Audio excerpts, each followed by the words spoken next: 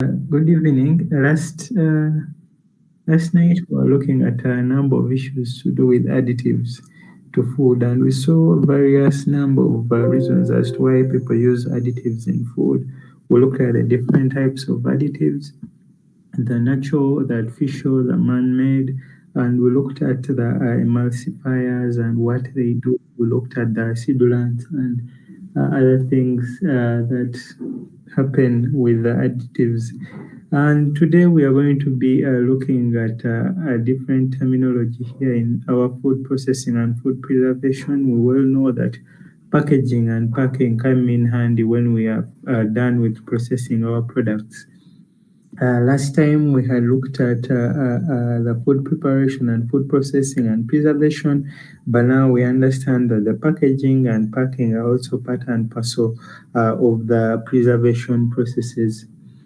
So today we will begin by having a little definitions of understanding what packing is and what packaging is. And we are saying that packing, this prepares the product for transport. That includes the encompassing of that product into the packaging material like we'll see. And we are also saying that packaging is a broader term that includes the packing bit, but also we are looking at the design, the evaluation, and also the production of these packages in which we are going to be transporting our foodstuffs or whatever commodity it is that is on the market.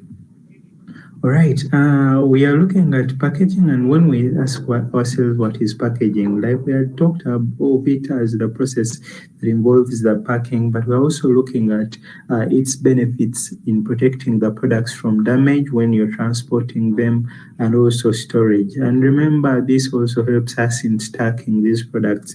That is why for people who have worked in refugee settings or who have worked in the nutrition clinics, those boxes of the NFS, the nutritious food items that are provided, the CSBs, and how they are stacked in order. This gives a lot of organization when the packages are uniform and they're being stacked well or properly against each other. We're also saying that this keeps products safe and marketable. Most of the products are not bought or consumed because of what they contain inside, but because of how they are packaged. Remember, once the product you've made is appealing to the eye, then the consumer will suspect that this product is good and they will go on and get it out there. But also, it gives confidence to the person marketing this product since the packaging looks good. However much we do not want you to be falsifying the products on the market out there. But I think we'll also see branding somewhere later on in these courses. We're also saying that this helps identify, describe, and also promote the product because of those writings about the branding, because of those writings about the chemical compositions and all those things. That is the reason as to why packaging is as important. And there are some professionals who are really into this. That's where the graphic designers come into play. That is where people of the safety concerns come into play. Then you will understand which different package to use. How do the foods react to the different packages that you are opting to use, and what are the packages that are going to be cost effective for you to be able to deliver that particular product to people. Well, we are talking about the functions of the product, or these are the short forms. It contains that particular product. It protects that particular product. Here is an illustration of a product that has a different type of packaging, but as you can see, the product is spilling out of the packaging. So here you will have to opt for another product that is a little bit tamper-proof. If at all what you're transporting is a product that does not succumb well to pressure or anything, then we need a more tamper-proof packaging for that particular material. And we're also saying it helps in preserving that particular material. We looked at the roles of preservation in extending the shelf life of a commodity, so that comes in handy. But also it helps in transporting and also informs. For example, the word that is on top of this box meaning fragile. That means this should be handled with care. So, and but also other messages, such as for the Republic, I think that side you've also had I mean, the products that have not for sale by the government of South Sudan, something like that. Okay, yeah. But also it helps us in selling, because still for the private ones, we see that these boxes still contain those price tags where the people will look at the product and know how much are they willing to part with for that particular product. But also for after use purposes, most of you have boxes that belong to different products, but you're using those boxes to store up clothes, to store shoes, to store a number of materials, I should say. Right. And also now let's proceed and look at the different packaging materials. We have these ones are the most common and you've been seeing them. We have the paper, we have the glass, we have the metals, all the types of metals, the tins, the aluminiums, and etc. But also we have the most abundant, which is plastic, that has raised a lot of concern in the day-to-day era about the environmental degradation that it comes with, since it is not biodegradable. However, a lot of challenges and also a lot of people are against the use of plastics, though people have come up with innovative ways on how to use these plastics through recycling them and using the same plastic, and also avoiding littering them. But also these conglomerates have been tasked to understand the use of recycling. But like I told you yesterday, these pay the most money to those environmental bodies, the international environmental bodies. So really, they are not held accountable for this. All right, now let's look at choosing the packaging material. What are those considerations that you should think of when you're choosing a packaging material? One is the composition of the food. Is it a solid? Is it a liquid? If it is a liquid, then maybe we would go for the tins, we would go for the glasses. But if it is a solid, then maybe a box could work. Also, a tin could work. But also, how do these work, or how do these interact with the container, which brings us to the physical, the chemical, and the microbiological properties of the food. Okay.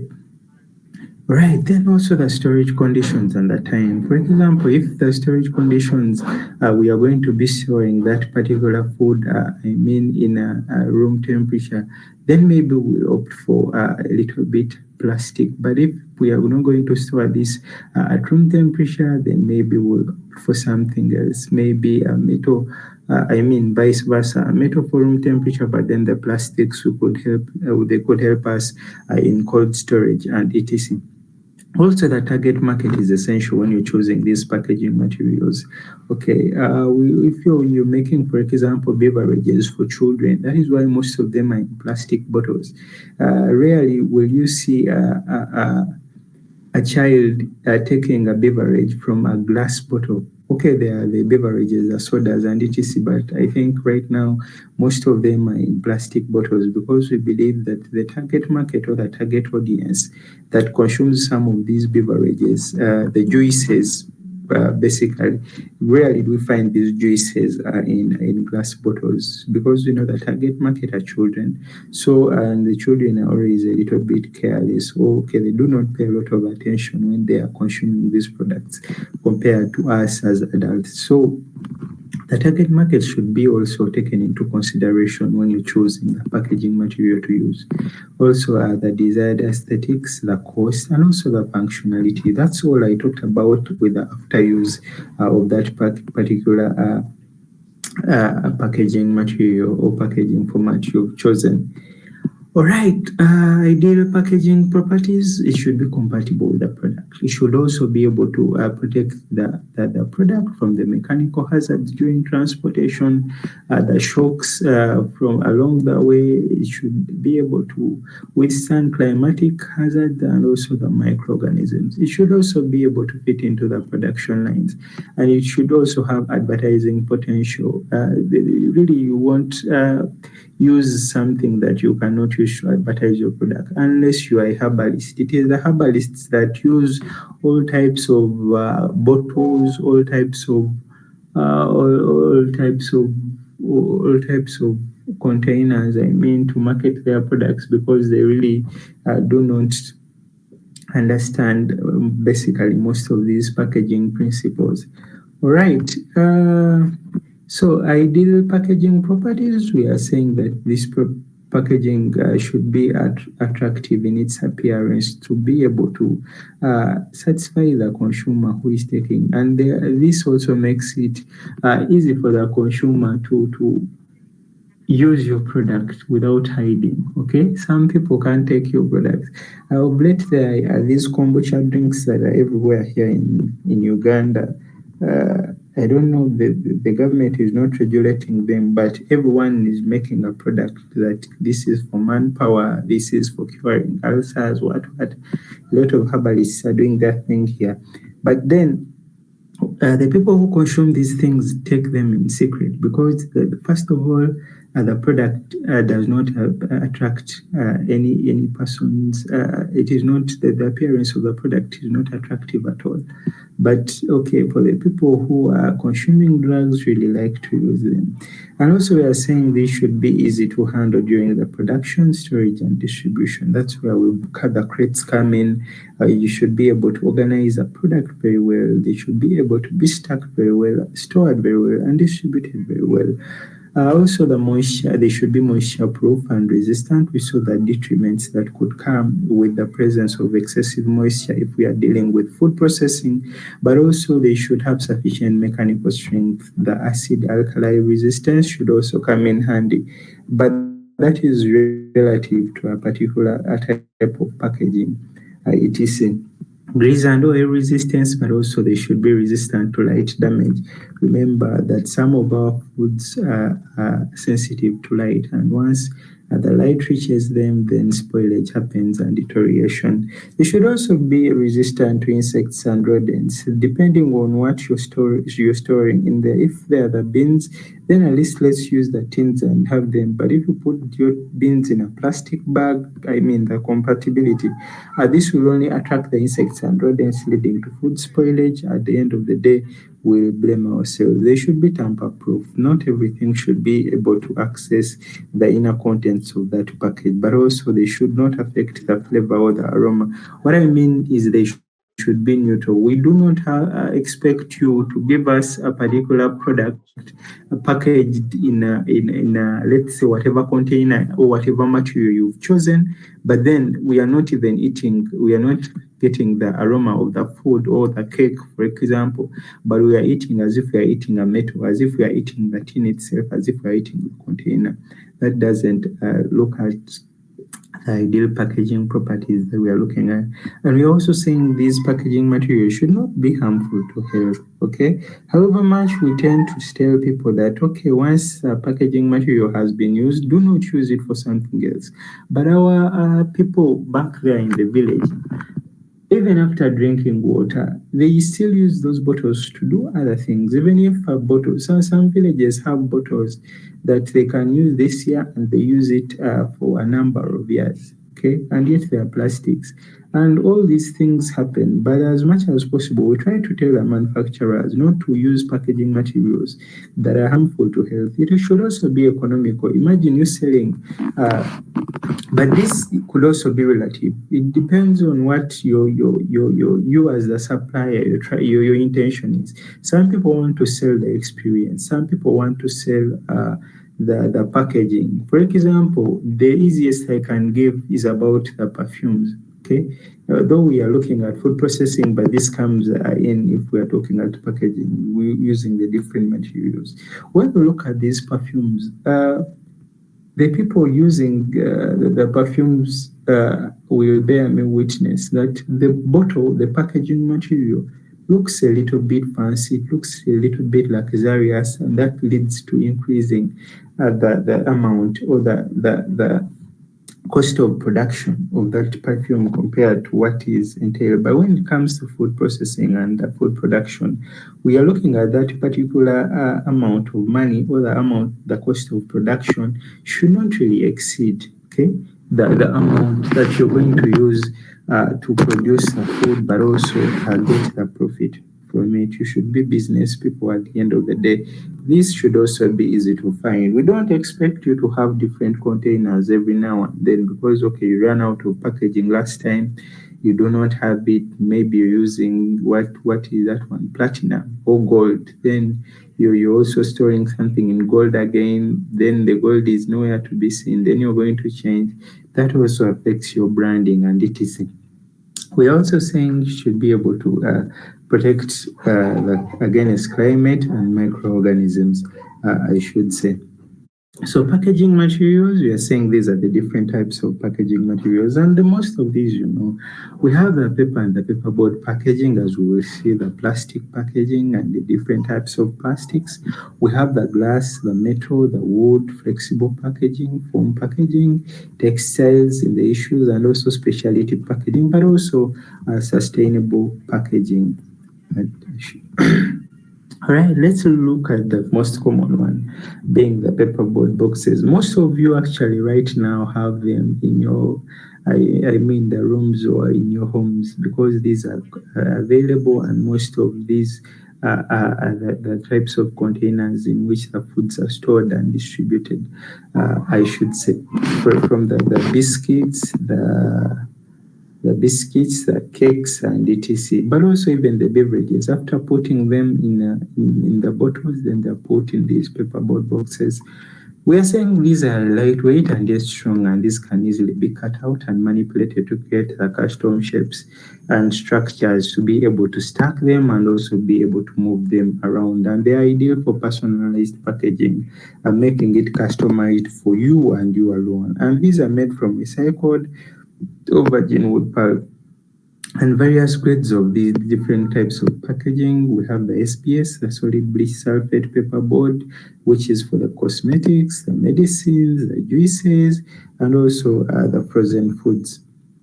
So these paperboard boxes like these in that illustration, where we have the craft coated and bleached craft paperboard, those that are natural and are environmentally friendly, look similar to the sustainable bleached packaging, the solid bleached sulfate, sorry.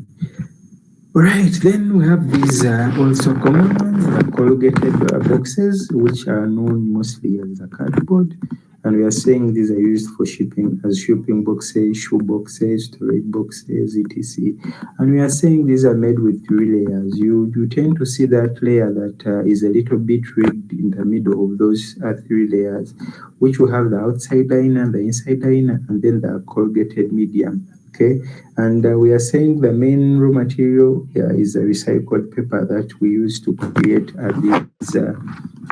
these boxes, and we are saying these can be reused, recycled, but also they come in different types. We have the single face, the double face, the twin wall, and the triple wall. But depending, most of these information we do not have it as people who are not yet in the manufacturing business. We are also saying that it is used for retail packaging, pizza boxes, and also consumer goods packages.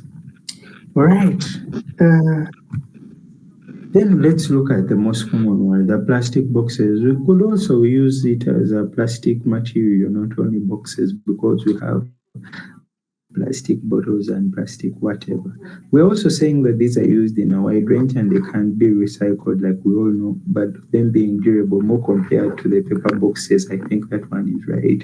We all understand that once you're storing something in plastic and the other individual is storing it in paper, then we tend to see that your plastic container is a little bit more time withstanding compared to the cardboard. And also saying that these airtight containers preserve food quality and also eliminate the contamination. And they do not break easily, okay? Which means that we can store food in them when we are at the extreme heat conditions. That's why these are the ones that we give to children to go with to school, the plastic bottles, plastic containers, but also these can showcase the product without opening the packaging. For example, in this type of containers, we could put our cookies. So whoever is coming to buy can easily see, unlike when it is in the cardboard box, like this one, which is non-transparent. The individual cannot see what they are purchasing. We're also saying that they are flexible, lightweight, and can also be applied with films and coatings. Okay, which is unlike with the cardboard boxes. For the rigid boxes, we are saying that these are used in luxury retail products such as iPhones, like most of you have. Some of us are still without Infinix, but it is okay. Heaven is the goal. With the rigid boxes, we are saying these are used for the luxury retail products like the iPhones, the Rolex, the Tiffany, the Marc Jacobs, but also the shoes. Some of you have seen these used for the shoes, but also, okay, mainly it is the watches, but also some of our gadgets that we have come in these rigid boxes. They are made from highly condensed paper cardboard, which is a little bit thicker than the standard folding carton. Examples, those, but we are saying they are also more expensive compared to the paperboard and also the corrugated boxes. This is what I was telling you, that this depends on the reason as to why the manufacturer is trying as much as possible to sell to you. If you're, for example, going to propose, hopefully some of you will propose in the near future, and you're trying to ask someone for marriage or something like that, and imagine you're using this particular board, okay, to get someone a gift, and then someone comes with such an interesting packaging. You understand that this gives more meaning to whoever is getting this on the receiving end. And like we had said, these are commonly used for cosmetics, for jewelry, for technology, and also the high-end luxury culture, I should say. And it can also incorporate features like platforms, the windows, the lids, the hinges, compartments, domes, and embossing on top of these packagings. Okay, let's look at the chipboard packaging. This is used in electronics, medical, food, cosmetics, but also we are saying that we are also saying that this is made from reclaimed paper stock and easily cut, folded, and formed cost effectively. It is a good packaging option with people who do not have a lot of money. A little bit similar with the cardboard boxing, but we are also saying that this can be treated with bleach sulfate and also clear coated for the direct printing of whatever information that you want in these boxes. Well, I failed to get a different picture with this, but then I stuck to our cardboard box, our cardboard packaging with a chipboard. But yeah, ideally, this is it. Okay, let's look at also the most common ones that we have everywhere that have led to soil degradation. Whenever even you're in a garden, whenever you're at a plantation, you will see these ones. The poly bags, or what you call the polythene bags, or what you call the pouches, etc., which are made from flexible and thin plastic film fabric, and they're used for food in most cases. Here in Uganda, we have what we call chukomando. Chukomando is chapati plus beans. I don't know how you call it that side, but this is where that food is put. It is put in a kabera, then people move along with it. However much people are questioned about the health implications that could come under when this hot food is introduced to these polythene bags. People do not want to understand. Yeah, but those are the things that are contained. The flowers are also come. The flowers come in those, the waste, the chemicals, but also magazines.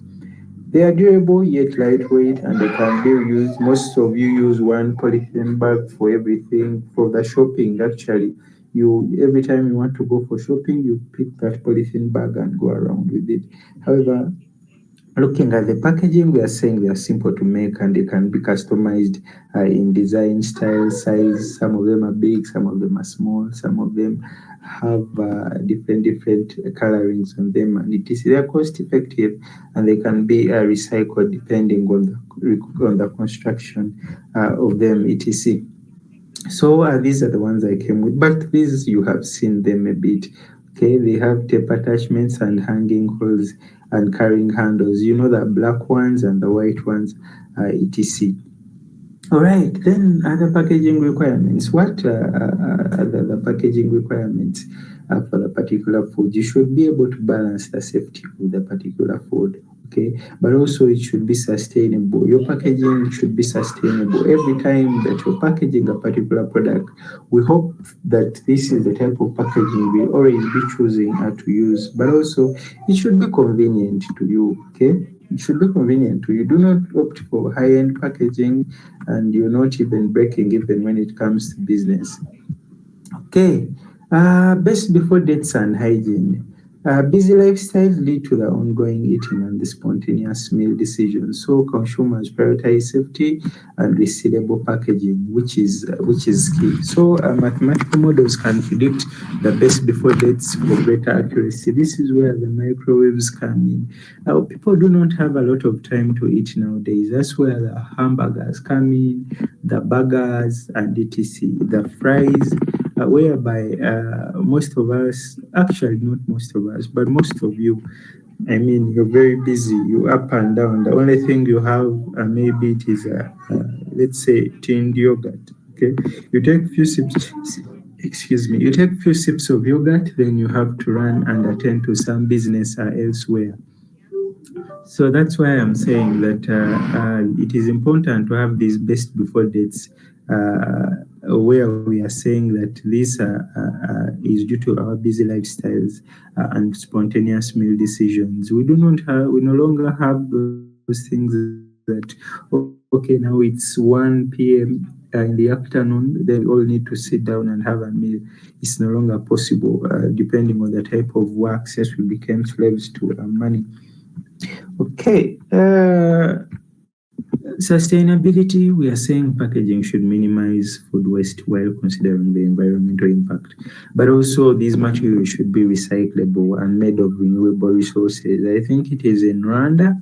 I'm not so sure. Maybe it is in Rwanda where they abolished the use of polythene bags. And Kigali looks very nice.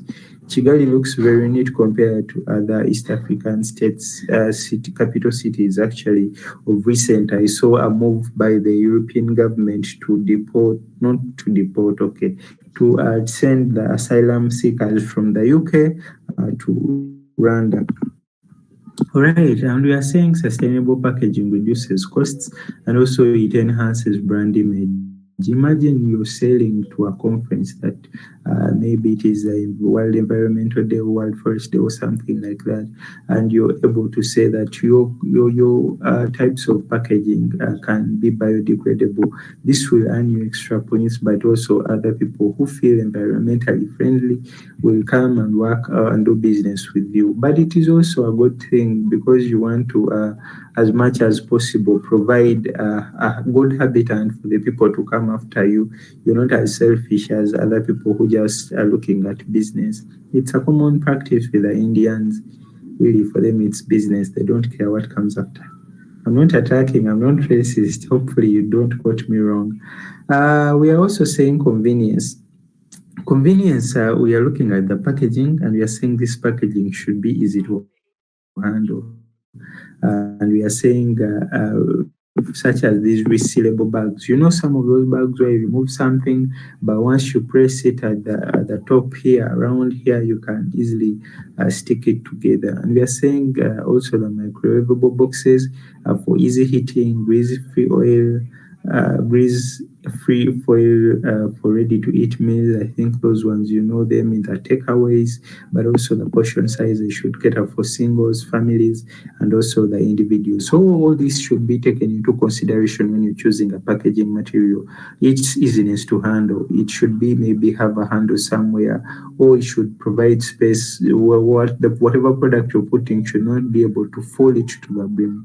Okay, if at all the product is hot, the product has a little bit of temperature, a person should not be able to feel the heat. Rather, you put some extra space at the top of that particular container where the food does not reach and the individual can walk conveniently with that particular item that they've purchased from you. We're also saying that this should cater for all sizes. It shouldn't be that you're only having, let's say, you're only having volumes for singles. For example, a person with a family comes and they need to purchase 10 times 10 small containers of your product.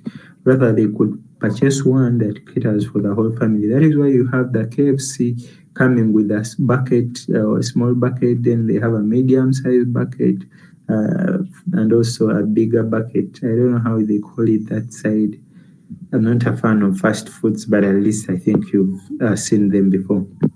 Okay, then materials and packaging structures. We are saying they should abide by legal requirements to ensure that the food you're serving to individuals is safe, and also it prevents the changes that could come in its flavor and etc. But also, barrier property should be able to prevent migration of the packaging materials into foods.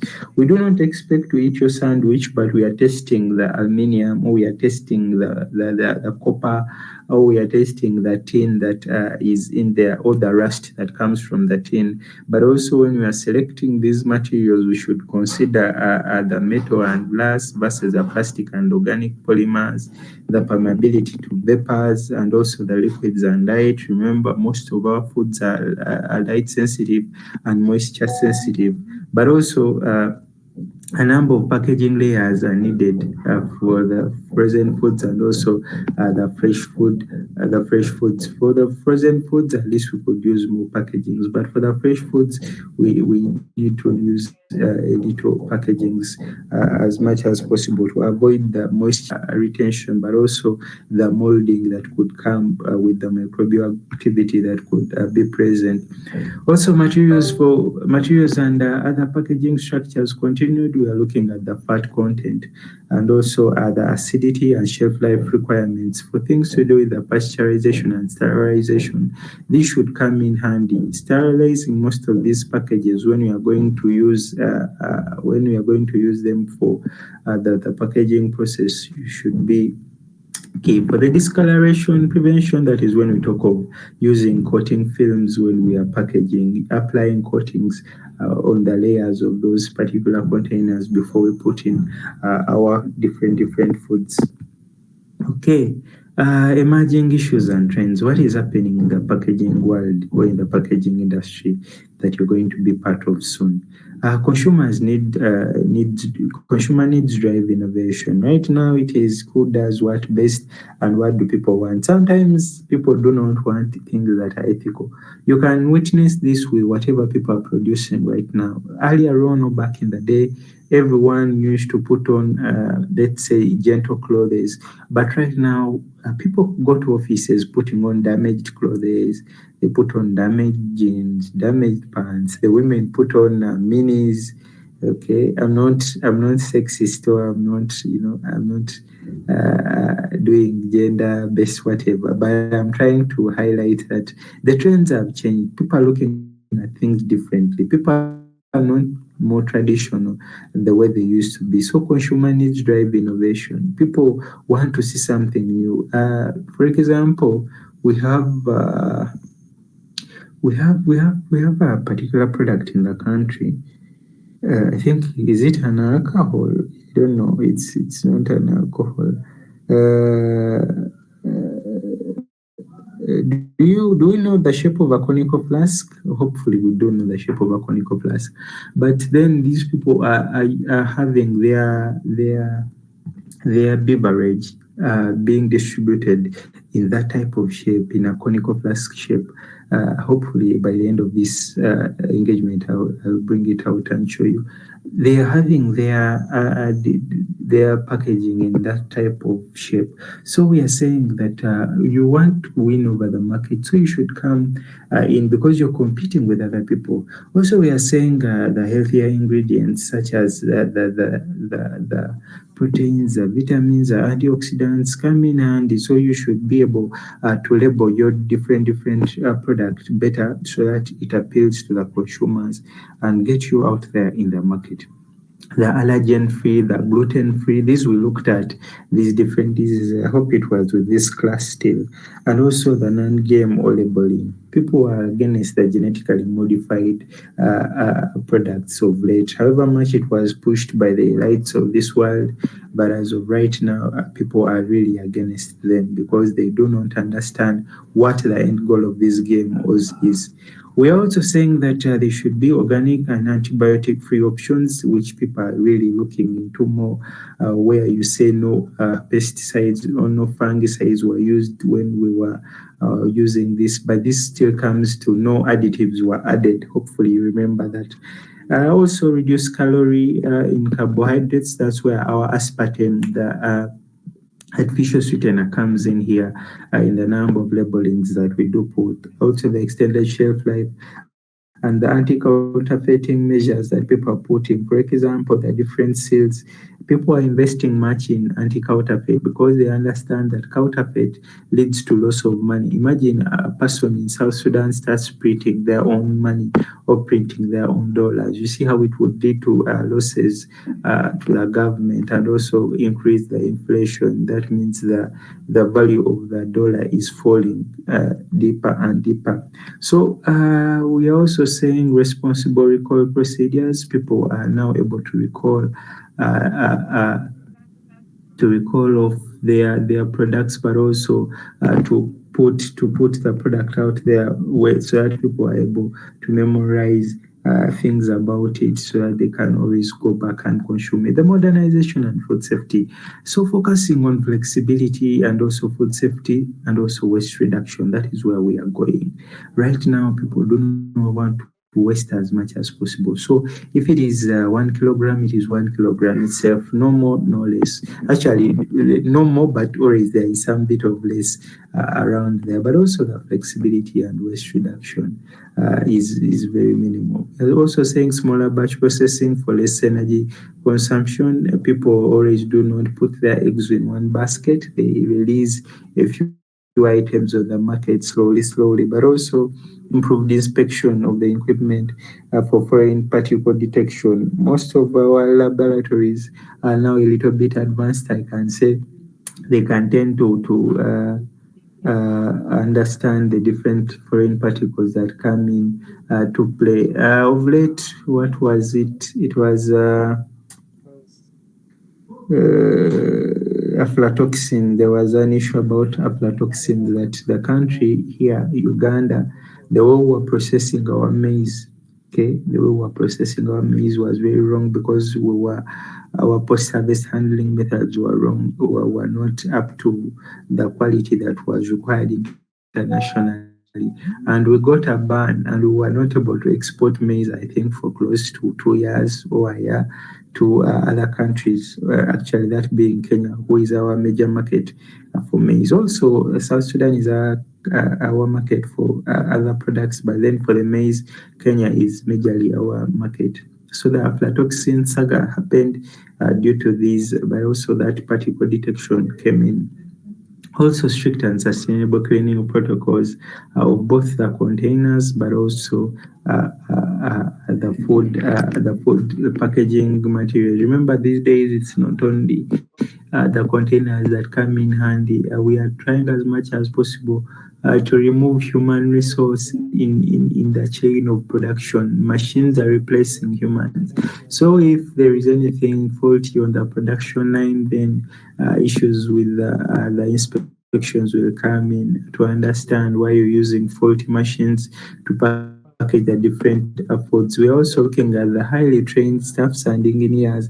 Like I had said, these are going to be the people able to notice when there are changes, when they need to leave the plant to rest, the packaging plant to rest. That is why people sometimes outsource packaging. They can be able to produce their own food, but then the packaging is being I should say. Also, we are saying faster reading times for vision equipment, that is with the technological advancement, self-diagnosis for preventive care. Some containers actually even show you that I think they act as if sensors If something goes bad, or if that particular product goes bad, or it is starting to show signs of rotting, or it's giving off some off flavor, the container itself will have details that if it turns blue or if it turns green, it shows that the product is not safe for consumption. Please discard or retrieve, something like that. So even when you go to these supermarkets to purchase that particular product, once you see those visual signs, you can easily tell that this product is not of quality and I'm not going to be able to consume it. Also, we are looking at the increased connectivity and interoperability of the food safety, the traceability, and the authenticity of that particular food product. We should be able to understand that it is coming from you as an individual. All right. This is probably the same, but also we are looking at the improved management of the production schedule, the resources, the labor, and the maintenance. This comes with the databases that people do have right now. It is not like what used to happen in the olden days, whereby people would just work and just feel, okay, now we need to go and maybe service the equipment that we're using in the production line. Really, right now, people have these schedules of when to service the machines and when to do whatever. Right, then the challenges and opportunities, scaling solutions for the growing population. Really, we are still having challenges. Even if people want to use environmentally sound packages, the consumers are too many. Will end up not satisfying all consumer needs. So people will resort to degrading on the quality so that they improve the quality, balancing human capital with technological advancements. People are now very annoyed with what is happening, but it is going to only happen as much as possible. Right now, we have artificial intelligence. For people who have not used artificial intelligence, you are students, and I expect you to be able to also compete out there in the world. So go out there, look at this artificial intelligence. I believe most of you have emails. Go and look at ChatGPT. Go and look at Gemini. Go and look at, I think it is it Cortana. Microsoft is using Cortana for its artificial intelligence. These are language models that I'm talking about. But also, I think WhatsApp, is it WhatsApp? WhatsApp of recent launched its own AI. It also launched its own artificial intelligence. So you should also be able to understand what are these things doing. I'm forgetting what the name of the AI for WhatsApp is, but really these are things that should interest you because we are not going any more backward. We are just going to go into the future, and the future is going to be human and computer interactions that we need to work with. Utilizing bioscience, biotechnology, bioengineering for the sustainable food production is really key. Also, right now we have biotechnologists who will understand what these are the ones that are capable of making the GMOs. For WhatsApp, I think the AI is Meta AI.